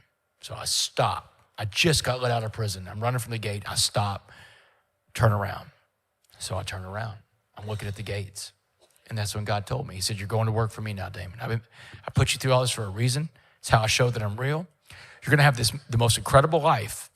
But the minute it becomes about you, this is where you're coming back to. This is about me. And you're going to go out and tell the world about me. And he said, you're just a vessel. And I can find another vessel. So let's get to work. I'm like, all right. So I run to the car, I run to my parents' car, and we're hugging, we're crying. You can imagine how emotional it is to see your parents on the other side of the gate for the first time in 7 years and 3 months. And my mom asked me, she says, why'd you stop back there? And I told her, she said, listen to what God said to you. She got it right. She understood it. My dad asked me, he said, you ready to go eat that Whataburger? So I've been dreaming about Whataburger for 7 years and 3 months. Y'all ever had Whataburger? They're so good. So, but we don't have them here. They don't have them there. No. Yeah. They're good. If you ever get a chance, go to a Whataburger. I went that day after when I got out of prison. Then went home. I went to my first AA meeting in the free world. I got a sponsor. Ray became my sponsor and started working the steps. And I knew I had an incredible story in the mesh of the coffee bean. Mm-hmm. But the problem was there weren't a lot of places for me to share that story. And I found out really quickly, you can't go knock on the door of a high school and say, I just got out of prison. I want to talk to you kids. Probably not. Terrible strategy. They chased me down the street. Did you try that? Oh yeah, they chased me down the street one time. Oh. They chased me down the steps. Not down the street. I took off running. I didn't look back. I'm an ex-con, y'all. How many ex-cons that have come before me have burned the bridge to the ground? Yeah. A lot of them, right? Yeah. That's what I'm up against. My dad had these quirky sayings growing up that I never fully understood till later in life. He said, Damon, in life, you're going to earn trust by the spoonful, but you'll lose your trust by the bucketful. Mm-hmm. So there I was after prison. I'm trying to fill this little bucket of trust up, one spoonful at a time. There weren't a lot of places for me to speak, but you know what there was? In my parents' spare bedroom, there was a mirror in there, a little vanity mirror my mom had the day that I moved in. So every night for 2 years, I practiced my presentation in front of that mirror. I got in my reps. Every night for 2 years? Every night for 2. Well, you got to get in your reps. In life, you got to practice in life. There's no such thing as an overnight success, right? It doesn't exist. It's not real. I've got to put in my work, and everybody's got to really put in their work for whatever their craft is in life. So I'm practicing in front of a mirror. I've got some speaking engagements here and there to some church groups or schools that have let me in. I had to have a cop and a judge escort me in when I first started doing it. Rotary clubs here and there. But every night I'm practicing in front of that mirror. I'm getting my cues, I'm getting better, I'm getting my reps in. I'm getting myself ready for the right opportunity. And I believe the right opportunity was the world of college football because I played Division I college football. But the problem was, it was 20 years since I took my last snap. There's no coaches that know me. I don't know any coaches. January 11th, 2017. I've been out of prison 14 months at this point. I get a phone call from a friend in Houston. Houston is 90 miles from Beaumont, where I live. He works for the media. Damon, get to Houston right now. It's the Bear Bryant Coach of the Year Award. They're going to name the best college football coach in America tonight. The 8 best coaches in the country are in this room right now. I've got an extra press pass. I'll sneak you in. So, man, I drove the 90 miles from Beaumont to Houston, and I'm practicing my elevator pitch. Like, I don't have a pitch or anything. I'm practicing out loud in the car for the 90-minute drive. He sneaks me in the back door of Toyota Center, the big arena downtown. He handed me a press pass. He said, you're on your own. So there I am in this room, y'all, and all these coaches there. I run around that room that night, and, man, I'm shaking every coach's hand, and I give them my pitch of why they should bring me in to talk to their team. And every single coach I met that night slammed a door in my face. Oh, I thought you were going to say they all No, they all said no. Everyone said no. In 1 hour, I got 7 no's from 8 coaches. That's a no every 8 minutes. Ouch. I'm standing in the corner of Toyota Center now. I'm 10 feet from that door. My head is hung down low. I'm licking my wounds, feeling sorry for myself, and I'm walking out the door because the voice in my head is screaming at me. Things like, go home. You don't belong in this room. Why did you come tonight? The voice in my head called me an imposter. I bet everybody in this room has heard the imposter voice before, haven't you? You know what I quit doing a long time ago, though? Listening to myself. And I'm going to tell you why I stopped listening to myself a long time ago. I found out that sometimes that voice in my head talking to me was fear talking to me. And let me tell you what you don't want to do. You don't want to listen to fear because fear is a liar. Yep. So you know what I do instead of listening to myself? I talk to myself. And I've been talking to myself since prison. Your voice is the voice that you will hear more in your entire life than any other voice ever spoken to you. And make sure you tell yourself some good stuff too. That night, I stopped myself from walking out the door. I'm like, Damon, you're not going anywhere, man. That last coach is going to tell you no to your face before you go home. And the last coach, hardest guy to get to in the room. His team had just beat Alabama 2 nights before for the national championship. Everybody's in line to talk to this guy. But I'm not leaving until he tells me no. So I stalked Dabo Swinney, the head coach of Clemson, around that room. I look like a crazy person. I mean, I'm hiding behind fake plants, y'all. I'm going to ambush Dabo. Really stalked him. Oh, I'm really stalking him. Like this is, Dabo sees me. Security has seen me at this point too. I get in front of Dabo. Oh man, I mean, it's who's going to get there first? I got to Dabo first before security threw me out. So I give Dabo my pitch. I come up for air, and Dabo looks horrified. He's like, "Man, you got a card on you?" I was like, "Oh man." Gave him my card. He took it from me. He said, "I'll check you out." He was gone. Well, that's a no. I've seen that no before that night. But you know what I felt good about that night? That final no. You know what that no represented for me? Leaving it all on the field. That was one of the biggest takeaways I ever got from playing sports. You give it your all, and if you come up short, you tried your best. Or like Muhammad said, you don't have to win all your fights. You just have to fight all your fights. Y'all, I fought my fights at night. I went home. I slept like a baby. I forgot about that night. 4 months later, I get an email out of the blue. It's the director of football operations at Clemson University, a guy named Mike Dooley. Here's what Mike Dooley's email said. Hey, Damon, Coach Swinney met you at an award show in Houston. He would love to have you come talk to his team. Do you have August 1st open? Brother, I got every first open, man. I'm like, what are you talking? I'm talking to a mirror, man. So August 1st, 2017, I go speak to the Clemson Tigers, the defending national champions of college football. And when I get done on my presentation night, Dabo's in my face. And y'all, Dabo's a high energy guy. He's like, Damon, that's the most amazing story I've ever heard. I've never seen my players respond like that to a speaker. He said, have you been to Alabama to talk to Alabama's football team? No, Dabo. I've been to Clemson, man. I've been anywhere, man. I said, Alabama doesn't know who I am. He said, we'll see about that. He said, I just texted Nick Saban from the back of the room. The next day, when my flight lands in Houston for my trip to Clemson, I turn my phone on. There's a voicemail and a text message from the director of football operations at the University of Alabama. The Whale, the biggest program in America with the best coach to ever do it. Here's what the voicemail said. Hey, Damon, Dabo called Coach Saban last night. Coach Saban can't wait to hear your story. How does August 21st, 7:30 p.m. work for your calendar? Y'all, I laughed out loud because I didn't have a calendar. I didn't need a calendar, right? Just like that, Dabo Swinney kicked open the biggest door to college football, but Dabo didn't stop there. Kirby Smart calls, Lincoln Riley, Chip Kelly, Lane Kiffin, Ryan Day. Every coach in America has called my phone. Yo, the dream is real. It's happening. I'm in the rooms of college football. But you know what I found out about dreams and God? Sometimes your dreams aren't big enough for what God has in line for you. Sometimes we don't even dream big enough for what he's got planned for us, right? The biggest event hadn't even happened yet. I didn't even know what I was on the verge of. I had no clue because I couldn't dream as big as what God had. I hadn't met the second servant leader I was going to meet in life. So it was August of 18, 1 year after that first presentation at Clemson. I get a phone call to the booth that day. On the other end of my phone is this guy named John Gordon. John Gordon, one of the biggest motivational speakers and authors in America, the energy bus guy on my phone. I'm like, John, I know who you are, man. How do you know who I am? He said, Dabo Sweeney. Oh yeah. He said he just got done speaking to Clemson's team. You know, Dabo has told me a little piece of the story recently. He said, Damon, do you know how John and I started talking about you that day in 2018? I said, no. The first time I spoke to Dabo's team in 2017, the big break that I got with Dabo, when I talked to Dabo's team, I didn't have much money, obviously, but I wanted to do something special for Dabo as a gratitude for being the only coach in the room that would bring me in that night. So on the internet, I found this little wooden coffee bean keychain.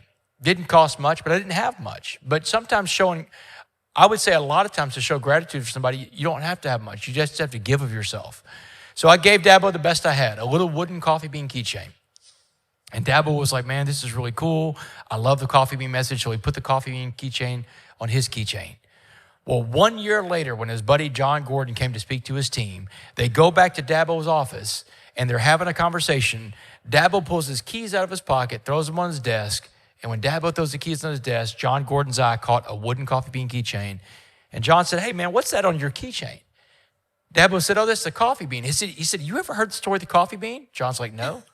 Wow. You ever heard the story of Damon West? Let me tell you about my friend Damon West. John calls me that day 1 year later. He said, Damon, I was just in Dabo's office. Dabo told me the entire story about your life. He told me the story of the coffee bean. John said this before the pandemic.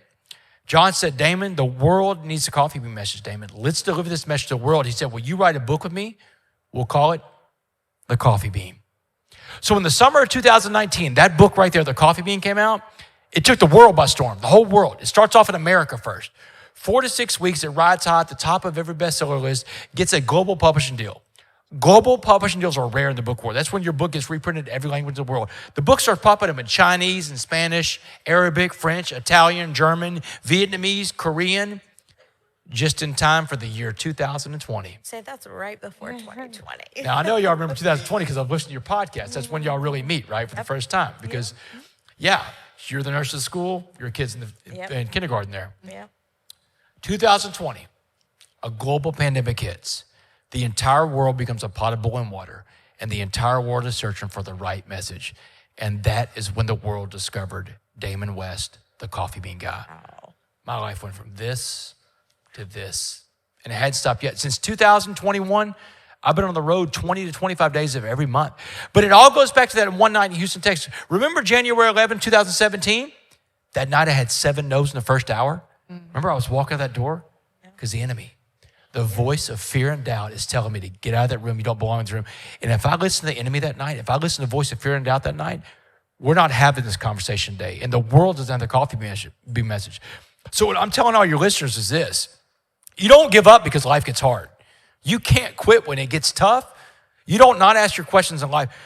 The only question you really know the answer to in life is the one you do not ask. That answer is no every time because you didn't even ask your question. Wayne Gretzky said it best. Wayne Gretzky said you miss 100% of the shots that you do not take. You got to take your shots in this life, y'all. Ooh, I think I needed to hear that tonight. We all do. Yeah, we all do, but that's incredible. And what I love is that your story took off when the world was crashing. Like everything around us was just falling apart. Like you said, the world was this boiling pot of water on fire in a dumpster. Yeah. Basically. Your entire story is God's intentional timing. Yeah. Intentional time. And back to 1959 when you're working on James Lynn Baker at a church. right. Yes. You know, when the white pastor comes in and he's raised around he's the only church in South Dallas where it's there's a integrated, mix, you know? yeah. And so all that's happening before a global pandemic, before he meets Damon West, just wheels within, and stuff that we don't even know what's going to happen yet, but it's all part of this giant story. But my story is not unique. Everybody's got the story of what God does in their life. Kind of is. There's some elements in it. Maybe a little bit. There's some elements in it that are very unique, like prison, stuff like that. But everybody loves prison stories, right? I got this incredible story with this backdrop of prison, but everybody has God moving in their lives. Absolutely. And you don't have to be going around the world sharing a story to be impactful in life. Your impact can be in your own home. In fact, I would tell you it has to be in your own home first. And then it can be in your neighborhood, and it can be in your schools, it can be your community. But that was one of the big things those guys learned from me in prison is the importance of a community. A community is a place where we all come together and we share our talents with each other, you know? If anybody needs this talent, I'm your person for that. That talent, he or she's over there. But when we live in a community, it's what America doesn't have right now. We're so fractured in this country right now. And it's so sad because we're the greatest country in the history of the world. But even the great countries can fall if they lose their way. And there's a lot of things going on right now in the world that we have to get back on our way. We have to get back on our path right now. And I hope that, we talk about the wheels within wheels, that I hope the Coffee Me message in some small way can help America out. And my story can help America out. I mean, I think it'd be a great story for America to see, to be honest with you, because I didn't get here on my own. People invested in me. People that didn't look like me. People that didn't come from the same background as me. Yeah. But they all invested in me because they saw something in me and they answered the call, Well, it's an incredible story. Yes. Thank you for sharing it with us. Yes, thank you for sharing so openly with us and with the world. Yeah. One more thing, I got married. So. Oh, yes, I was going to ask, what's happened? We knew this because we talked about it. But tell us about your family. I'm going to show you something too in a second. Kendall Romero is the woman that I married. So Kendall is a nurse practitioner. And so whenever I met Kendall, let's see, I'm trying to find something. I'll read you in a second. So I met Kendall when I was living in my parents' spare bedroom. All right. She met that guy and fell in love with that guy. She literally has to walk to my parents' living room, say hi to them to go to the spare bedroom where I live. And then she introduced me to her daughter, Clara. We've been dating about 6 months. This is in 2018. She introduced me to her daughter, Clara. And she has the most incredible conversation with me, y'all. And I put the conversation in that book, 6 Times a Nickel, because I think other people will probably benefit from reading the conversation. So she has this conversation with me before I meet Clara. She said, listen, Damon, you're going to meet Clara. And Clara's 6 at the time, 6 years old. She says, here's what you need to know. Clara's got an amazing father. Her father loves her. She loves her father. He's very involved in her life. He's earned that right to be her father. That's his role. That's what Clara knows.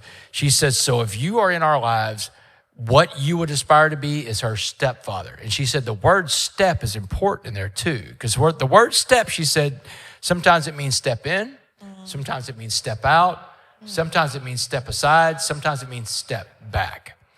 And she said, that's what you need to know because it's a powerful position you get to be in because you get to play a supportive role of Clara. She said, if you will just be her friend, be a role model, make her a priority, and let her come to you, everything will be fine with you and Clara. And y'all, Clara's like my little buddy, man. I mean, she'll turn 14 tomorrow from this day of recording. Yeah. So she'll turn 14. She's a cheerleader, dance. She has her sports that she plays. But God gave us all each other. I met Kendall and Clara. She's a single mom with her daughter. I get to be a stepdad. I've never been a step parent before. I've never been a parent. I don't have any kids of my own. But I've got this incredible family. It's a gift from God. And we got married on May 18th, 2019. So if you'll remember dates in this story, May 18th, 2009 is a very important day in my life because that was the day I was sentenced to life in prison. So 10 years to the day, I went from being sentenced to life in prison to being a husband and a stepfather. Or as Kendall says, you went from one life sentence to another. Much better cellmate. Much better cellmate this time. Yes. No offense, Carlos. Better cellmate. This is way better, Carlos. This is way better, Carlos. But it's good, y'all. And one of the things that I think, you hear a story like mine and you hear a guy that committed a bunch of burglaries, and I've got a lot of victims out there. And Texas has a law that says you can't apologize to the victim of a crime. It's a felony in Texas if you reach out to apologize to the victim. Really? I think the law is really made up for the victims of violent crimes. Think about someone that survives a rape, someone that survives surviving family members of a murder, assaults, sexual assaults, stuff like that. The victims don't necessarily want someone that's gone to prison for several years to get out one day and say, hey, I just want to let you know I'm sorry. Right. You rip the Band-Aid off, Yes. So they made it a rule in Texas, no apologies to any victim. It's a felony. So I can't apologize to the victim of our crimes. And that's a big thing. Like in recovery, the 8th step of the 12 steps is when you make a list of all the people you harmed. And the 9th step is when you go out and make the amends. You go out and make the apologies to all these people. But they have a little caveat in there. It says, except when to do so would cause you or the other party harm. And so what the 12 steps has as a remedy for that, they have a thing called a living amends. A living amends is when you go out and do good deeds and you expect nothing in return.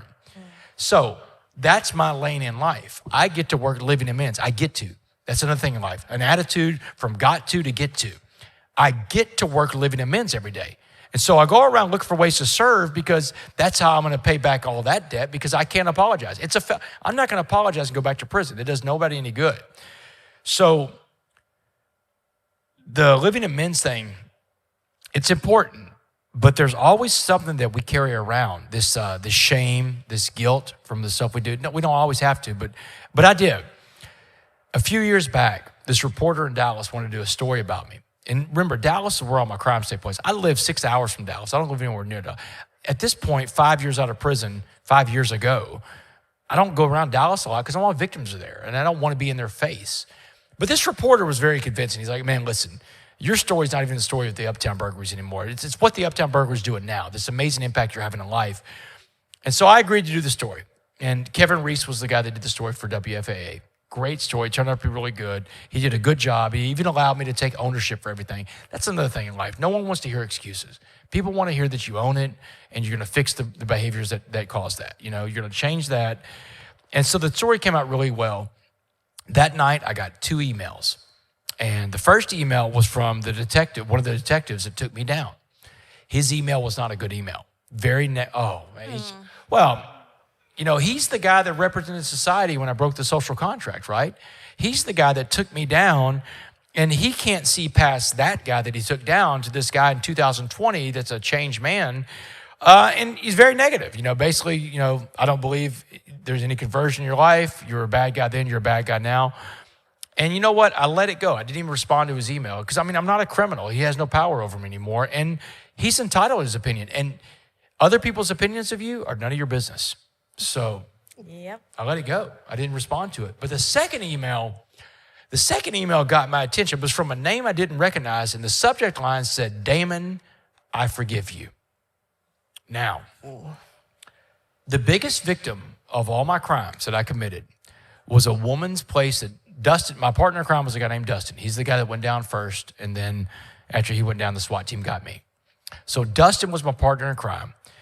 And in the July 4th weekend of 2008, we broke into a condo in Uptown Dallas, and the owner of the condo, this woman, wasn't home. We saw a safe in there. We broke into the safe. There was a diamond ring in the safe. So we stole the diamond ring, traded it for dope. What we didn't see was the tri-folded American flag on the wall. We didn't see the Killed in Action plaque that was next to it. And we didn't see all the pictures of the Marine who had went off to Iraq the year before after he got engaged to her and stepped on an IED and was killed in action. That ring belonged to her deceased fiance who died fighting him for the rights of a scumbag like me. A scumbag like me that's breaking into her condo, stealing her ring. And she was the first witness at my trial. I remember it. I can recite her testimony. I carried that with me every day in prison. And it was like a toxic companion that I thought I have to carry this around because that's the reminder of all the pain that I caused other people. And I think about her every day that I'm out of prison. And so 5 years out after the story aired, The email that I opened up that says, Damon, I forgive you, is from her. The name I didn't recognize because she's remarried now. And boy, the first part of this email was hard.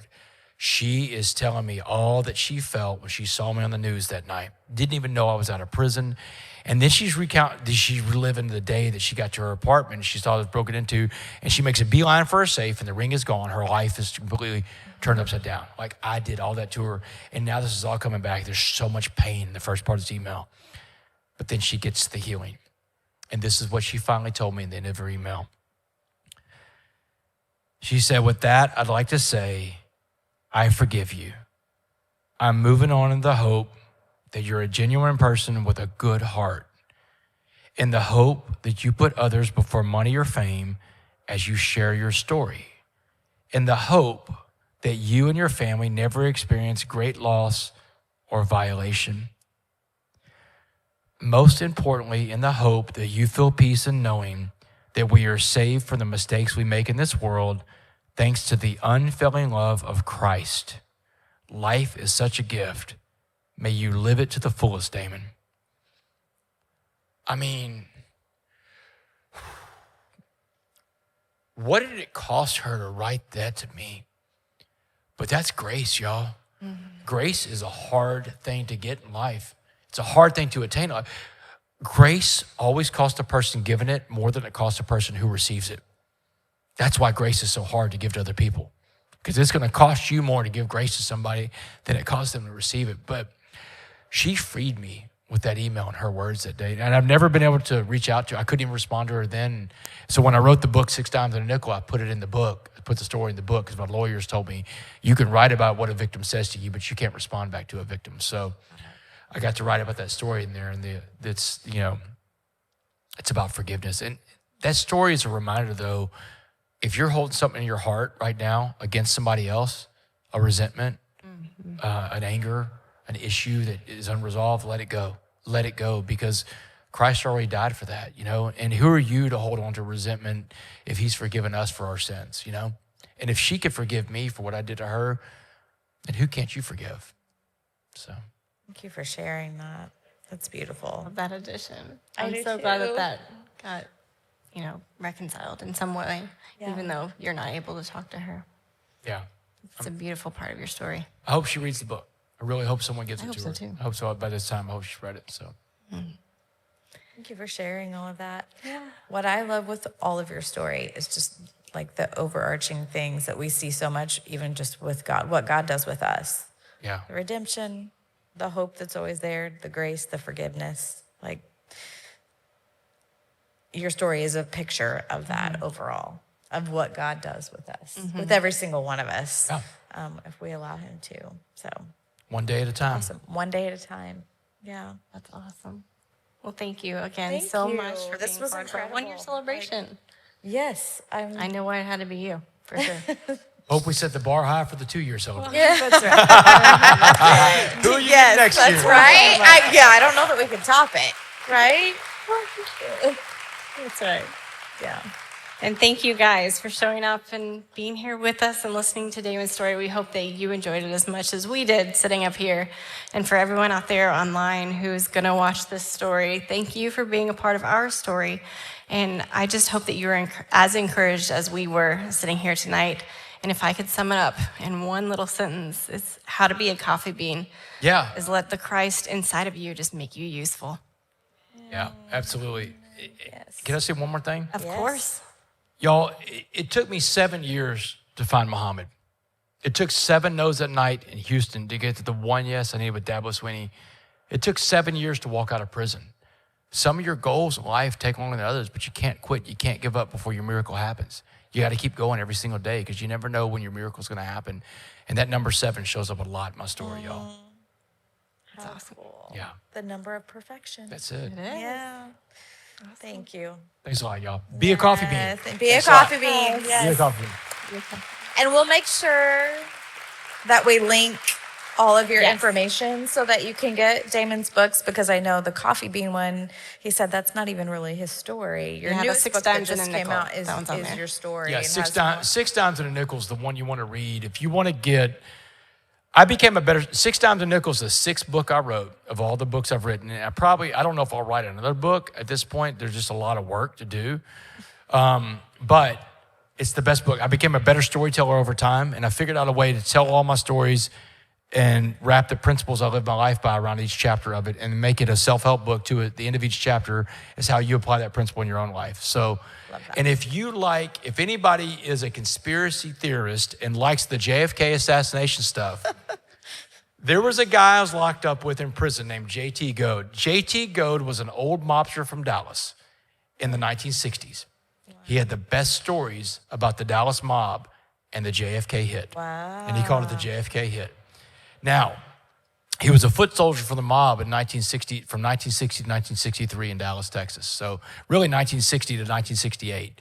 But he had some incredible stories about who was involved, the multiple shooters that were involved, because he talked to one of the other shooters that was there that day, a guy named Charles Harrelson. Charles Harrelson is Woody Harrelson's father. Yeah, he was one of the assassins that day, according to JT. Wow. Well, and Charles Harrelson's father died in federal prison for assassinating a federal judge. He was a hitman. He was a hitman for the mob.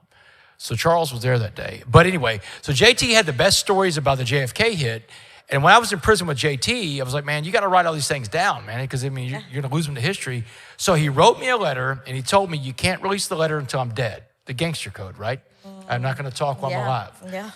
So JT died 2 years ago. And in March, my book is getting ready to come out. It came out in July, so it was getting ready to come out.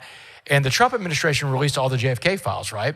Oh, yeah. So I'm sitting there plugging all the names that he has in this letter about who hit JFK, why Jack Ruby kills Oswald, who told Jack Ruby to do it.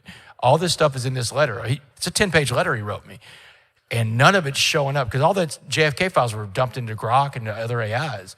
None of these names are showing up. So I called my publisher and said, hey, listen, can I make a last-minute change to the book? Can I have a bonus chapter called JT's story? Because JT's a character in the book. And I said, I'm going to print his letter.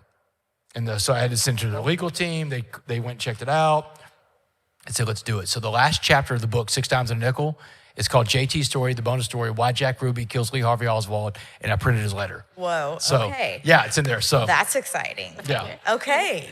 We'll make sure we link all Yeah. of this, like, in our description. And I was like, when he got here, I'm like, did you bring your books? He's like, no, I didn't fly, like, across the country from, to New Eight York trips in a row. and Yeah. all these trips, like, with all these books. I'm like, oh, yeah, you probably didn't. So we'll make sure we link for our audience where you can get these things. That's right.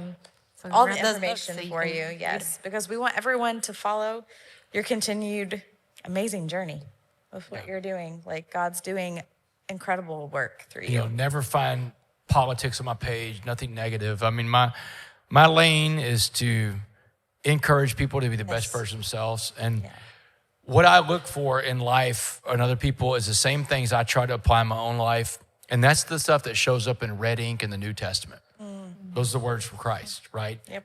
And if you want me to believe you're a Christian too, show me you're a Christian. Show me those words in red. Show me love, show me compassion, show me mercy, show me grace, show me understanding. And when someone wrongs you, show me that part in red ink that says, let he without sin cast the first stone.